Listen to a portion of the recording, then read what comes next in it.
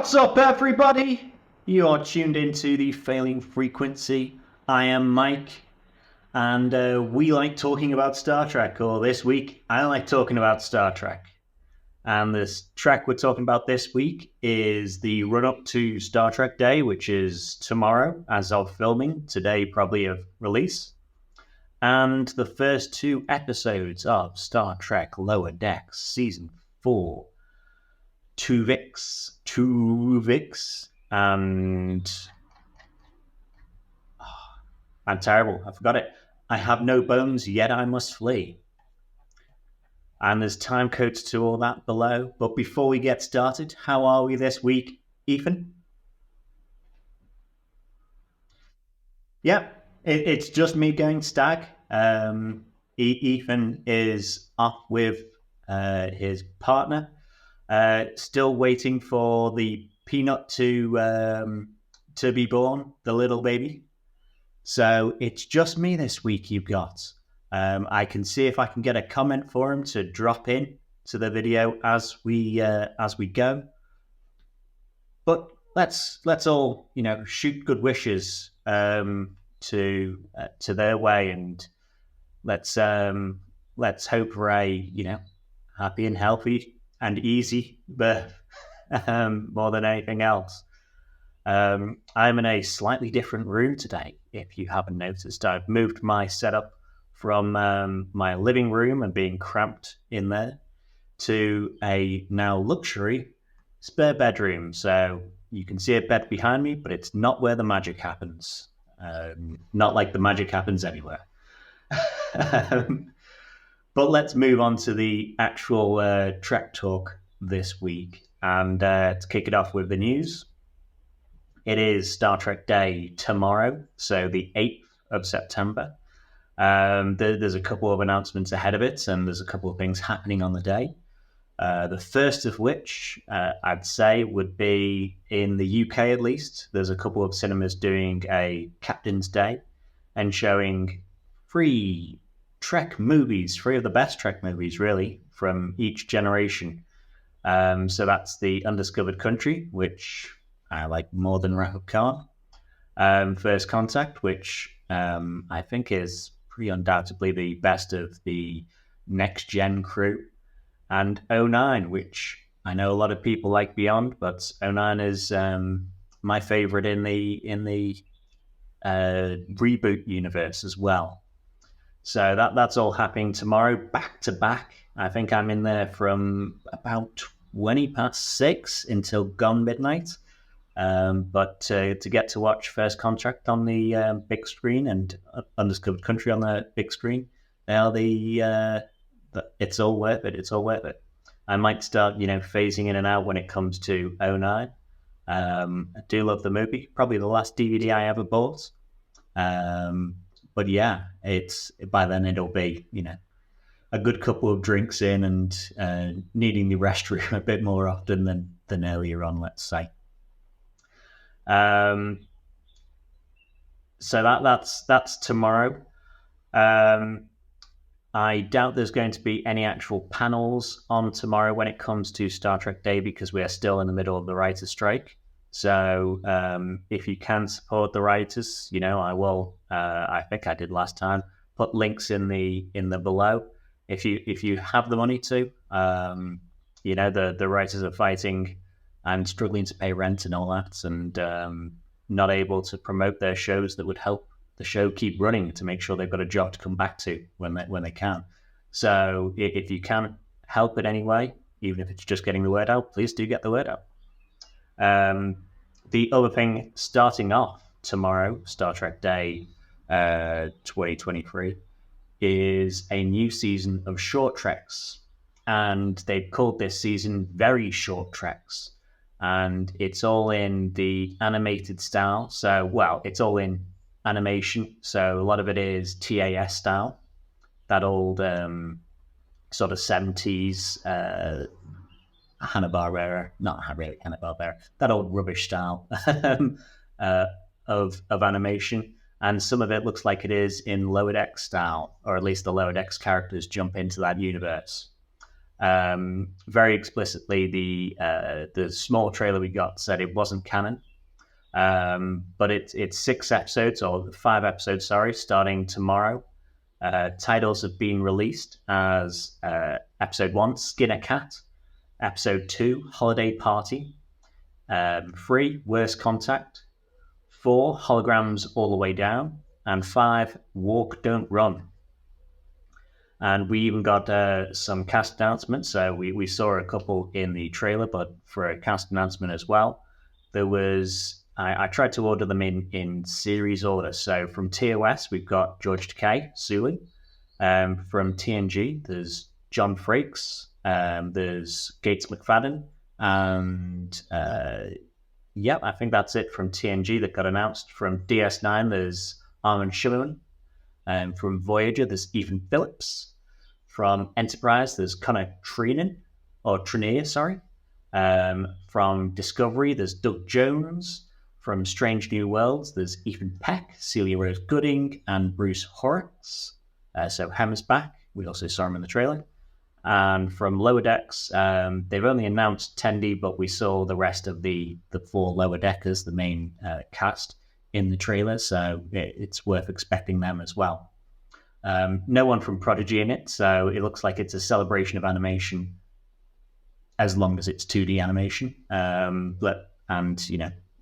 Maybe they're trying to forget about Prodigy to some degree at the moment because they're not airing the second season on Paramount Plus, so they say so far still.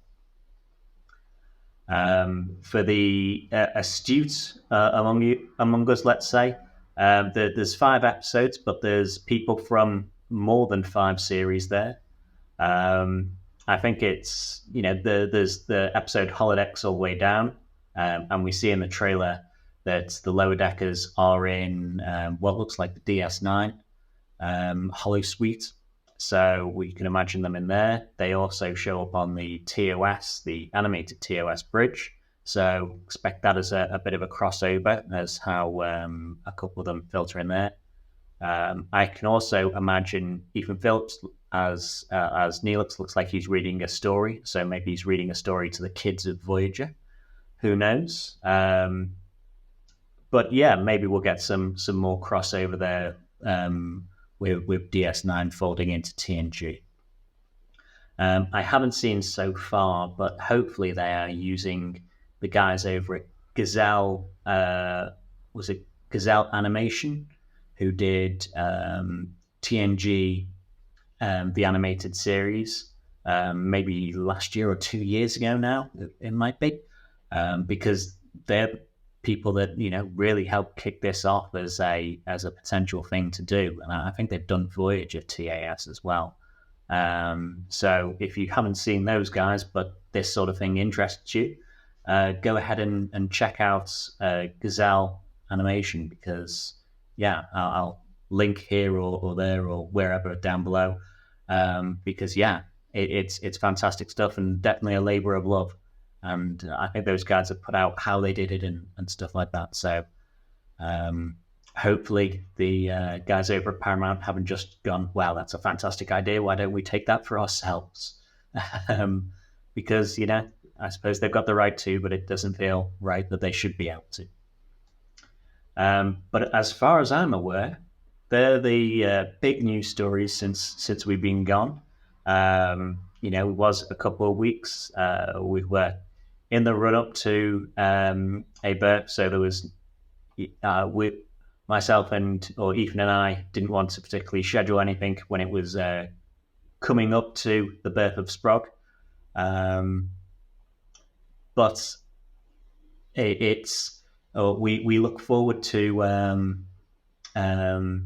Ethan's partner and Sprog being separated, which can bring me in the masterful link I am doing to talking about the episodes for this week, kicking off with Lower Decks Season 4, Episode 1, Twovix, spelled like the number 2 Vix. And I'll do a slight bit of non-spoilers up front as normal, and then go into the normal episode. But it's obviously going to be shorter with just me. You'll only get one person's opinion today, unfortunately. But yeah, really solid start to the season. Going by title alone, I don't think you're too shocked if I say it's a bit heavy on Voyager references.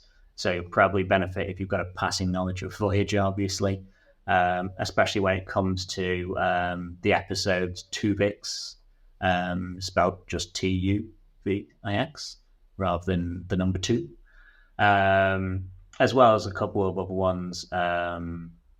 In the trailer, there was the macro virus, which I think is the episode title is Macrocosm, I believe.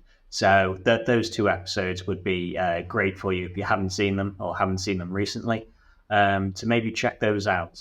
But there's littered all over the episode. There's Easter eggs for all Voyager, so it's definitely an episode made for Voyager fans.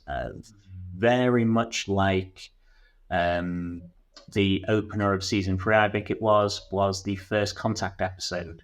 So in the same way that that episode showed a lot of reference or deference, I should say, to First Contact, and obviously made by people who love that movie. This episode felt very much to me like the same, but for Voyager. So yeah, it definitely worth a watch. And skipping ahead slightly, probably the better of the two episodes, I would say. But I'll not harp on about non-spoilers for too long. Let's say I'll go into the story as a whole. And this is always the hardest part, even when I'm man alone.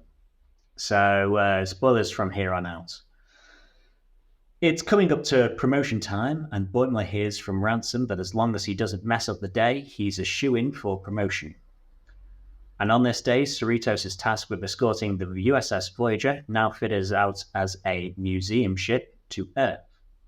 Trouble finds the Cerritos when a petal from the plant that's helped Tuvix and Neelix merge into Twovix lands in the transporter room and merges Phillips, the head of engineering, and Dr. Tahan, the chief of medical, into a new being, Phillips.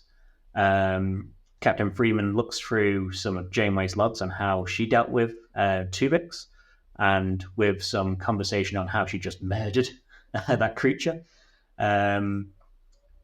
She decides that they're not in the Delta Quadrant. She doesn't have to treat it like that sort of thing. She can go to Starfleet and seek a more ethical solution to that problem.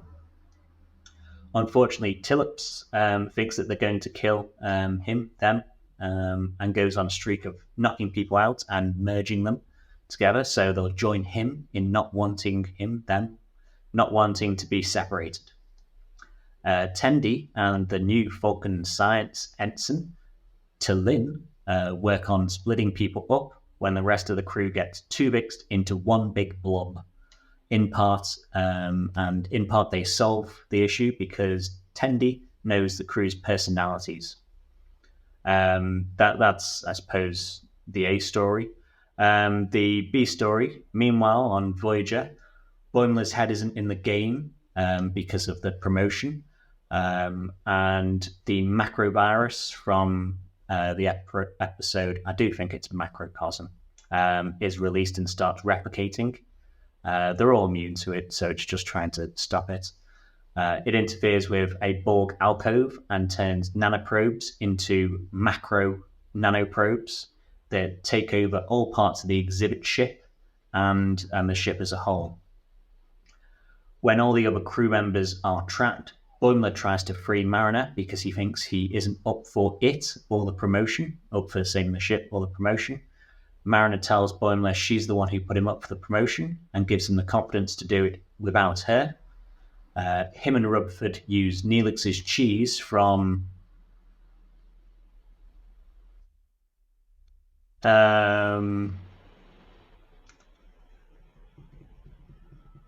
it'll continue. They use Neelix's cheese from whatever Voyager episode that is to shut down the ship and take back over. At the promotion ceremony at the end, Boiler, Tendi, and Mariner are all promoted to Lieutenant Junior grade, and Talin is promoted to Provisional Ensign. Mariner doesn't want the promotion, but Ransom isn't going to let her get demoted again. She's quite broken up about it, but then towards the end of the episode, Boimler points out that Lieutenant Junior grade, it's not like they all become captains or full lieutenants or anything like that. They're still the least important mid-level officers on the ship.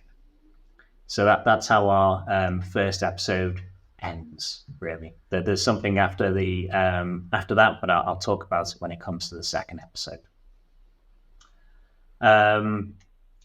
So overall, as the episode, I quite liked it. It's obviously, as I say, heavy on the Voyager episodes, and it gives it a fair bit of reverence, the Voyager as a whole. But beyond that, I think the characters were used pretty well. It's obviously an A plot, B plot thing, but the ships literally separate and go off. And normally I don't like Tendi and Rutherford being split up because it feels like they don't know how to write them into an A plot. But really, I suppose the episode is named Twovix. They are the A plots, or Tendi is some certainly.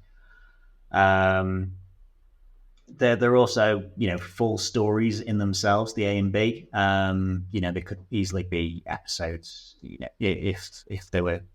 If the writers wanted to split them off into episodes, they could easily be episodes in themselves. They just have to write the other half of the team into them. I didn't think it was the funniest episodes of Lower Decks that we've ever had. I can't remember laughing out loud at anything. What I thought were the funnier sides of it wasn't particularly the references and stuff like that. It was the characters or the character beats in there that relate to our Lower Decks characters. So Boimler tapping the head of Mariner as she's glued to the wall by the macro virus thing, and them acknowledging it was weird, as probably all of us were thinking that it was pretty weird. And the Shax talking to Illips, asking they how much of their physical relationship they can remember. So it's that interpersonal stuff that I think is funnier in Lower Decks overall, rather than the references. Obviously, the show gets by references, but it's the characters that you end up liking more than the reference itself, hopefully. That being said, I'd be lying if I said I didn't have a big old grin on my face anytime Voyager was on screen itself. We get absolutely amazing visuals of the outside of it. It's obviously, I think we've seen a Intrepid class ship in Picard in a couple of the episodes, but we haven't really seen one. Picard turns the lights down on everything, and most live action Trek, as you see when the Strange New Worlds crossover, the ship looks much brighter in the light in that opening title sequence compared to when it does in normal Strange New Worlds. So it's great being able to see the ship again, God forbid. There's also, we get a good tour around it. It would be very easy to just do, a corridor and the bridge and stuff like that. But we get the bridge, the mess, transporter room, the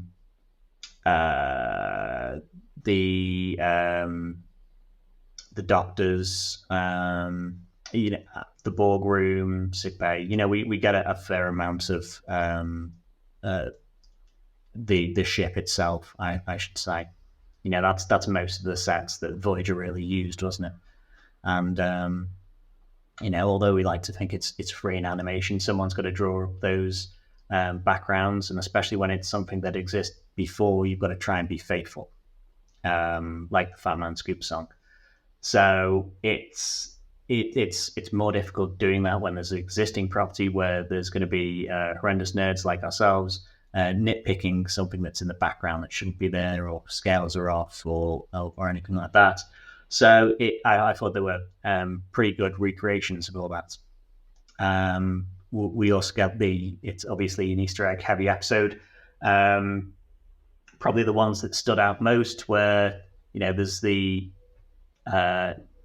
one of the exhibits is the lizards that Janeway in Paris turned into, evolved into in the episode Threshold. So we get that. We get Dr. Chaotica from the Bride of Chaotica and all those holodeck episodes. We get the clown from the episode The Clown, played by the guy from Better Call Saul and Short Circuit 2, and Married to Annette O'Toole, played Perry White in Smallville. That guy, who I can't remember the name of. There's also the handsome Irish guy from Fairhaven, Michael O'Sullivan, who, talks about his wife being gone and how he's looking for love and all that. So it's I think the Easter eggs weren't overdone. In the episode they say, "Oh, it's all Voyager's deep cuts." I don't think it's deep cuts of Voyager. You could do a lot deeper cuts, and maybe there were in the background, and I was just too distracted writing notes on the second watch or the like, or too sleepy in the morning. Who knows? Maybe I'll read an article or read something in the end about it. While I'm on the Easter eggs, season 4, every season of Lower Decks has added something to the opening credit sequence. In the battle between the Borg cubes, then it was Borg and Romulans, then it was Borg, Romulan, Klingons, and a crystalline entity. Now they've added a whale probe and what looks like to me, and I'm more than happy to be corrected on it, but I think it's Breen ships that fly in from camera attacking the Klingons. More than happy to be corrected there. You wonder what that part of the opening title sequence is going to look like in a couple of seasons' time. It's going to be pretty insane. I couldn't even suggest things for them to bring in a Romulan supernova, probably, since it's coming up to that sort of time in the timeline, I suppose. Let's see what else we got in the notes. Other than that, we get a great introduction to the new lower decker, Talin, who's very close to the heart of the message there for me. She's trying to get reinstated. We were introduced to her, I suppose, when she was part of the Romulan fleets, Vulcan fleets, in season 2 or 3, and she got kicked out because of her actions there being, for them, too impulsive. But she'll fit in, I suppose, impulsive into our lower decker crew. If Ethan were here, and I was considering doing a puppet of Ethan, but didn't have the time, or just grabbing clips of him saying yes and no and inserting them in. But we'd never be able to do this next section, which would be, we'd probably talk about the efficacy of Twovix as a whole. So I know very firmly where I stand on the Twovix debate, and throw in where you stand below, please. One day I'd when I can be bothered, and when I can find people that can be bothered, I'd love to do a kind of Star Trek courtroom, set it up like a courtroom episode with the case 4 and the case 4 against Janeway, when it comes to her actions in that episode. And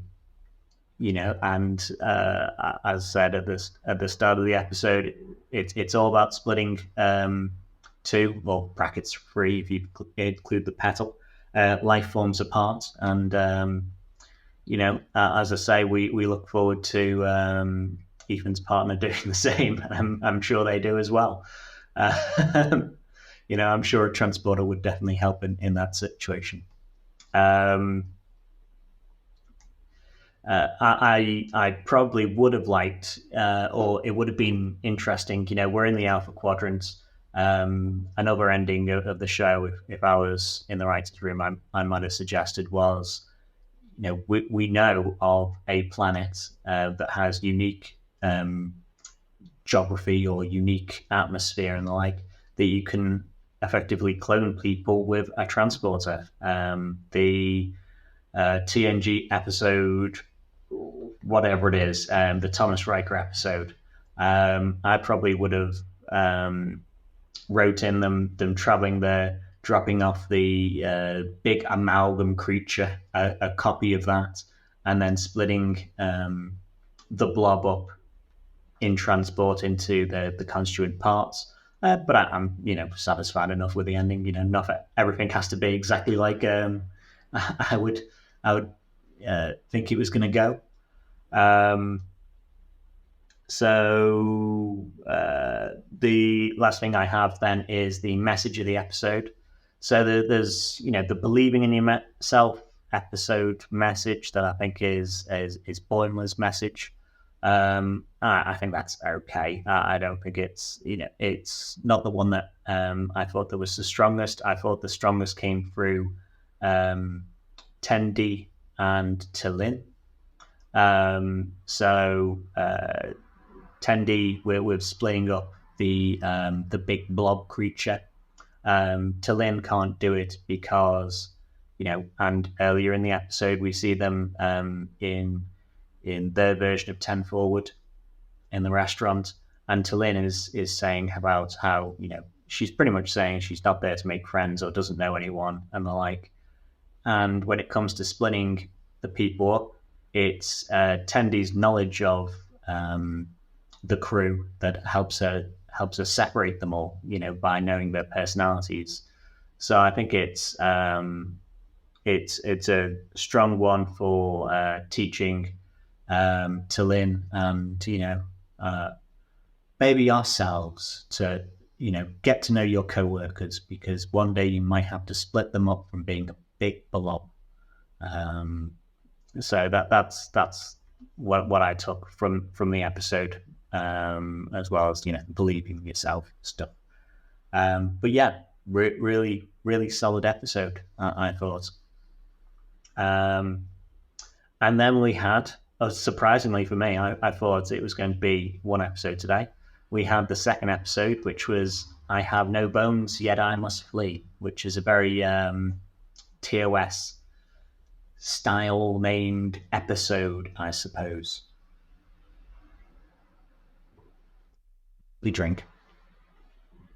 I'm not as keen on this episode. I still think it's a good one, but it's too rigidly A plot, B plot, C plot without those plots really interacting. That I think I if there's an A plot and the B plot, and TNG used to do this wonderfully, they can separate, and by the end of the episode they're together, and maybe for the end of the episode they join up. So Data's off painting and is learning about his ability to come up with solutions or whatever, and the ship is doing this. And then it's when it all comes to a head, it's Data's ability to be intuitive and do whatever that helps save the day. Lower Decks sometimes, and this episode very much so, can't do that joining together of the A, the B, and this episode the C. If they're all vastly separated. and certainly the C plot, which you don't expect it to do, can't hold an episode. It's barely in this episode. It's only there to get one of the main cast members saying anything, in my opinion. So yeah, I think I would have, I know it's hard to strip out and take away an episode from a cast member because they're getting paid anyway. So you want to have them included. But I probably would have stripped out the C plot altogether, really.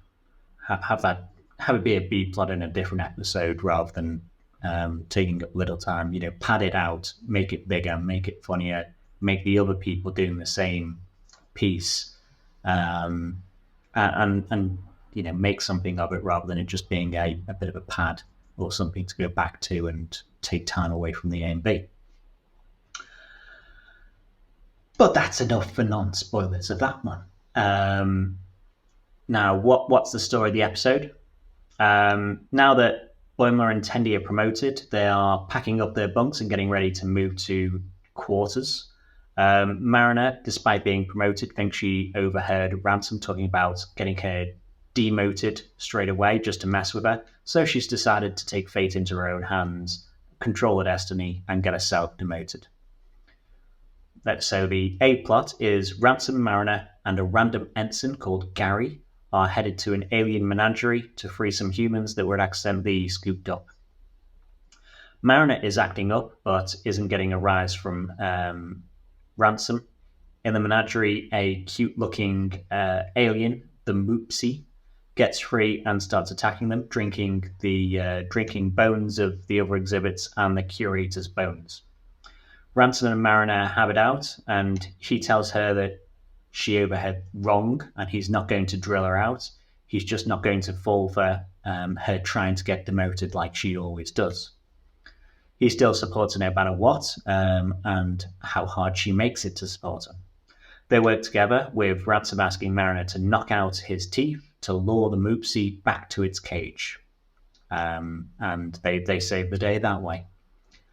Meanwhile, in the B plot, Tendy's sad that Rutherford didn't get a promotion, so they're going to be moving away from each other.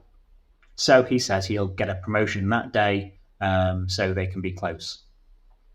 Rutherford does a good number of things, like improving the efficiency of the engines and stuff like that by 0.05%, trying to get a promotion. But he keeps being beaten by an Ensign Livick, who's increasing efficiencies slightly more and the like, kicking off a rivalry between the two. We found out Rutherford has turned down promotions in the past so he can stay close to Tendi. Tendi gets Rutherford his promotion by simply asking Billups for it, saying, can he have it for this thing he's done in the past? And he gets it. Woohoo! Meanwhile, in the C plot, Boimler's trying to get a new room to stay in. At first, he gets a room right next to a nacelle, which is blinding him. Then he gets a room between two holodecks, which isn't soundproof, so he just hears people, messing around and having holosex and stuff like that. Then he tries to sleep in a Jeffries tube and can't. So he decides to bunk with Rutherford, so they get a better room. This better room is still overlooking the nacelles, but Rutherford just turns on the filters in the windows to make it natural lighting. So yeah, that's kind of the A, the B, the C plot in there. I think some work better than others, obviously. It's almost in the order A, B, C of which ones they work better. When I say that the stories should probably, or for me, would work better if they interlinked a bit more. If you've got Rutherford at the end, and it takes away from a bit of the message of the episode, I suppose. He's trying to get a promotion. The menagerie station is crashing into orbit. They're in engineering. The whole Cerritos ship does nothing about the station crashing into orbit. You don't have to save the station. You don't want to take that urgency away from Mariner. But you could probably, we can hold it up for some time, but not too long. Do something like that to make stories intertwine a bit more. Just a tiny bit more is all I'm asking for, really. Even have Livick do it. And that's the thing that, earns Livick the promotion before Rutherford just asks for it. Either way, the character stuff in the episode is still good. Tendy and Rutherford in particular, I do really like them as a pair. I'm one of the people that kind of half ships them, but also loves them just being, pure friends, I suppose. I love how they praise people behind their back. They're working their arse off or turning down promotions to stay next to each other. Tendy ordering him to cheer up because they're still going to do stuff together. It's really pure. Love them both. The kind of people that you wish could be friends with as well. So, or the kind of people on the crew that if you were on the ship, you'd be friends with, or track. The Rance and Mariner stuff works for me. Maybe slightly less. I think Mariner can be a bit like Marmite when it comes to how she acts up, and obviously this is an episode about her acting up to avoid the promotion. Having a bridge officer still promote her or still back her through that, foreseeing the potential of her. Last week when, I saw you bring out the best in Boimler, so that's why I'm promoting you, and I'm just going to work through it because those other officers who didn't support you weren't any good at their job. But look at me, I'm Ransom. I'm gonna support you well. I still think that's pretty wholesome in there. I'd be very surprised if you have to wait, or we have to wait at all very long until we see a Moopsie toy, a little stuffed toy online, a little fan creation, because that little vaguely Pokemon bastard is cute as hell, I suppose. Pretty adorable thing. As you can probably guess, the story worked for me least was Boimler finding a room. I had two vaguely sensible chuckles about it, and that was mainly reference stuff, where he's got the mirror Archer doll, which maybe people will say it doesn't make sense because how would they know about Mirror Archer and whatever? Well, they could know about Mirror Archer when Kirk went to the mirror and read the logs on it. So there you go. Problem solved. And when he puts on the Medusan glasses from TOS, so he isn't blinded by the nacelle. But that was kind of it for it in that story. I think there's going to be a couple of angry nerds who try and find fault with sound leakage in the holodecks and the like. And for those angry nerds, I point to Voyager multiple times. Harry Kim was told not to play his clarinet because the sound went out the room, and his neighbours, again, fairly lower decks, didn't like him for it. And B'Elanna and Tom Paris, the sexy sounds were picked up by Seven, and she wrote about it saying the whole of the deck could hear them. So yeah, sound leaks. The holes, although it is magic space stuff, sound still goes through or whatever. So yeah, I didn't know about what sort of placement in the ship Boimler's room is supposed to be when it comes to that, because what room is overlooking the nacelle like his is supposed to, God only knows. But yeah, I don't care that much really. Other than that, references I liked in the episode were the Tucker tubes. So if you don't know, that prop that animation looks like is pretty much used in every Star Trek and outside of Star Trek. So here's a clip now of it being used in Airplane 2000, whatever it was called. The one with Shatner in it. But it's used in so many sci-fi's, and is around there doing something in there. And another reference I liked was the Bev and Troy's workout garb that Shax and Ransom are wearing at the start. If I had a message for the episode, I suppose it would be believing in yourself again, believing you're worth something, and if you're worth something, ask for that something or ask for the reward. So that's very clear on the Rutherford goes, if I'm worth it, I can just ask for it, or so yeah, do that in our own jobs. If you think you're worth a promotion or a rise, let's look at all the writers out there, especially if you're union at the moment. If you're worth something, you should be looking out there and trying to get it. And if you're union, and you should be union if you've got the opportunity, it gives you that bargaining power to, try and push for those higher wages. So yeah, a lesson that even Paramount could learn. Who would have guessed? We do have something that is in episode 1, the end of episode 1, and the start of episode 2. So a stinger there and a scene at the start, which helps set up the overall overarching season villain, it looks like. So end of the first episode, some Klingon lower deckers really are talking about literally stabbing each other in the back, and how a Klingon captain, how he forgets his friends, and how they it's almost the start of mutiny conversation really. When a mysterious ship arrives, disables all their systems, and destroys them in one blast. Then the opening of episode 2, a very similar thing happens.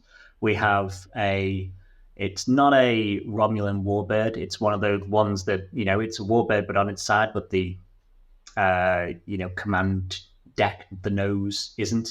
I'm sure I'll find a name for that ship at some point.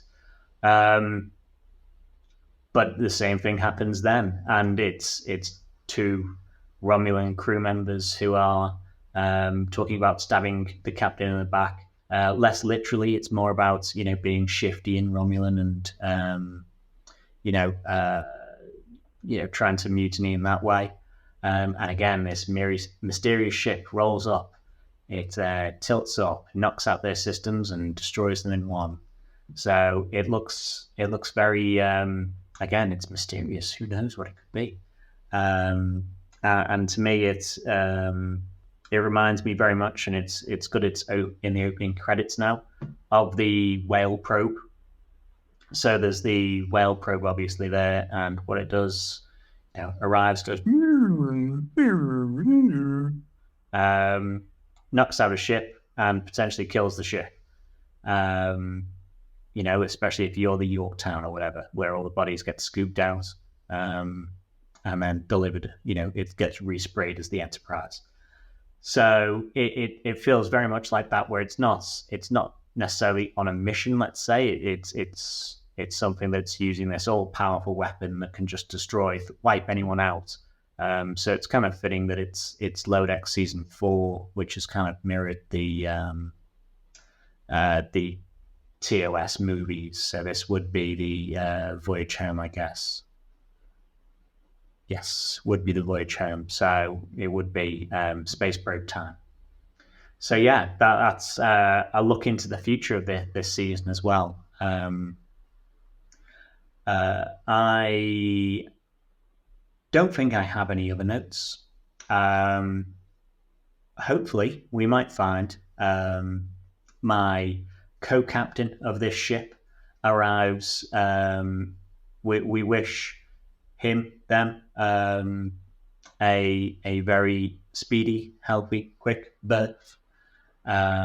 We hope the Peanuts, the Sprouts, the Sprog, is happy, healthy, and if Ethan is around in the coming weeks to join me for these sort of recaps, then great stuff. If not, you might have to deal with me for a bit longer. Pull yourselves. But yeah, in the meantime, I will do what all usual YouTubers ask you to do. Like, subscribe. If you're listening to the podcast version of it, rate it. Follow us on socials, although I haven't been posting on X because it's X. And my Instagram man is Ethan. But yeah, follow all the socials and all that as much as you can. And with that, it's just time for a man alone to say peace and long life, double dumbasses.